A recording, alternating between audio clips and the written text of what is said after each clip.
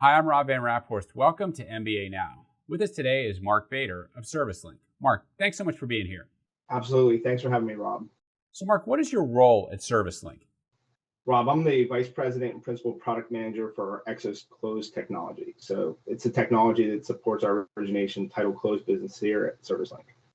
Right. So the first question I want to ask you is, how do you anticipate that the market will shift this year, and how will that impact home equity lenders? So I think when you look at a couple of things, Rob, one is, we had a study last year, Black Knight puts out numbers at the end of 2021, where there's $9.4 trillion in untapped equity. So it's roughly about $178,000 per household. That is an increase year over year. So we noticed that an increase in home values obviously drive that. With rates going up, we've already seen the shift from the last couple of years, which have been record breaking in rate term and cash out refinances, to flow more into the purchase and home equity business. How is ServiceLink uniquely positioned to manage the shift from refi to home equity? So that's a great question, Rob. When you look at ServiceLink, we've been in home equity space for 30 years. As we all know, the mortgage industry is very cyclical in nature.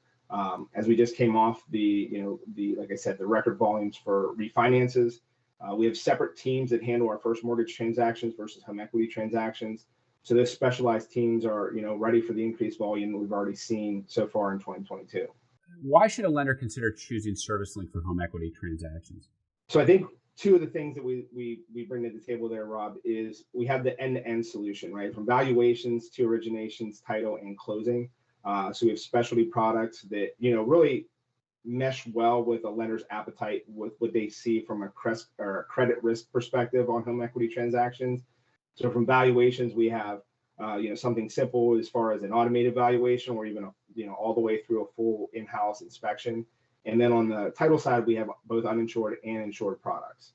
When you couple that with our people, processes, and our technologies, it gives us, I think, the biggest value to prospective clients. And then lastly, I would just ask, how can home equity lenders incorporate eclosing into their technology stack? I believe on the home equity side, it is a little bit more simple than, on the first mortgage side. It depends on the risk and compliance and what they view on a lender side. We have seen is, the ability to, be able to do an e-sign without potentially doing an e-note or without needing an e-vault, right? Depending upon the investors, are they portfolioing it?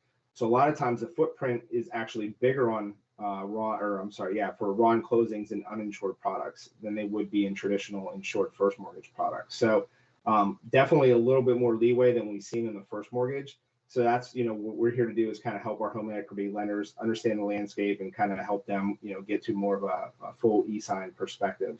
Yeah, it sounds like you guys are having a lot of success there at ServiceLink. Marc, thanks so much for stopping by and telling us a little bit about it. Appreciate it. Absolutely. Anytime. Thanks, Rob.